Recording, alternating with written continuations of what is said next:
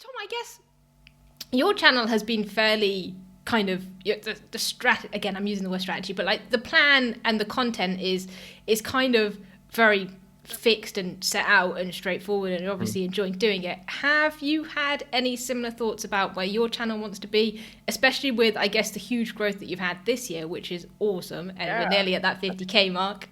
Yeah. Yeah, it's yes. So comparison is the thief of joy.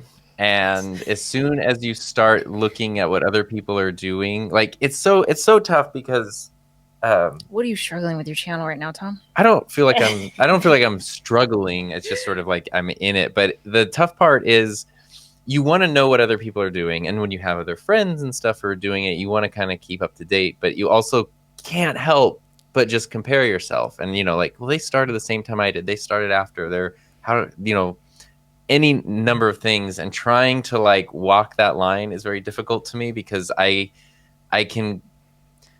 tend to look at things very critically, and it's not because I want to be negative about anything, but I've discovered that it's so easy to find, like, okay, sorry, I like context, so I'm going to take you on a journey as quickly as I can.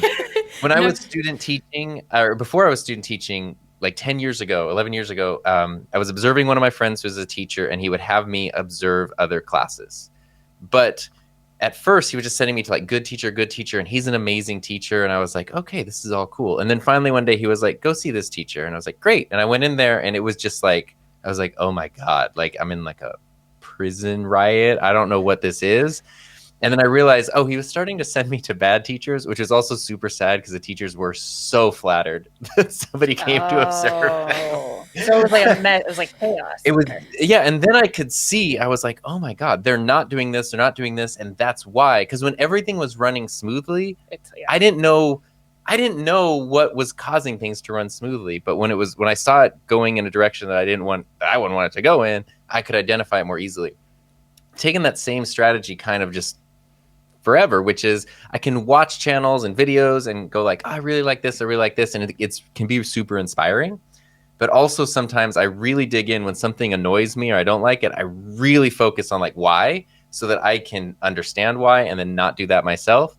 But psychologically, it then puts you in a very critical headspace where you're just kind of looking at everything as like through a negative lens, and that's bad because it's just draining.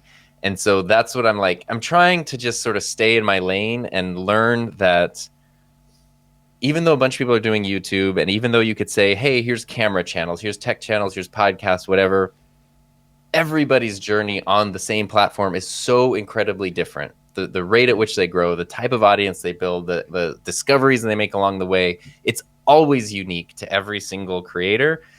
And as much as you might want to compare yourself to others, you really do just kind of need to like do your thing, be strategic when you can, when it makes sense for you. But just because someone else is doing something or not doing something doesn't mean that's how you have to approach it. And as my channel's been growing, I've been trying to kind of like navigate that while also understanding that the place I want my channel to be is sort of an uncommon place, because I don't want to do 10,000 sponsored videos. I don't want to just get ads, and like that's not my goal at all with my content. And that is the goal of so many, that it's kind of like I know where I want my channel to go. I don't really have a ton of examples to look at, and so it's kind of like I just have to do it the way I think is best, which is actually very scary because there's no one to follow. There's no one to follow. There's no gauge of like, what it's not. Am I building something that's going to fall apart, or is it going well? And that's, I feel like that's a very privileged problem to have, but that's kind of where I'm at right now. Content wise, I'm like, I feel very happy and satisfied, and I kind of know my identity and where I fit, and try to improve with every video. But it's kind of like the bigger picture that I'm like swimming in.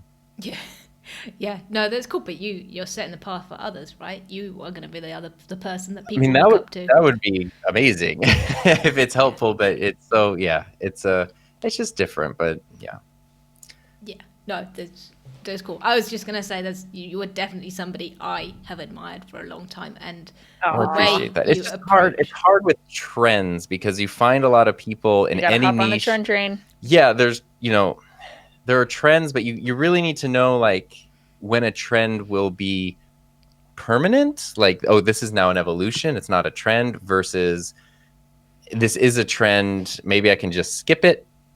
Maybe I can look ahead to kind of what's coming next. And like, because the saddest thing too is when you see people hop on the trend train as it's kind of losing steam, and it's like, oh, it's like if someone made a fidget spinner channel in 2020 and you're like, yeah, that would have been very popular 4 years ago, but now it's real sad.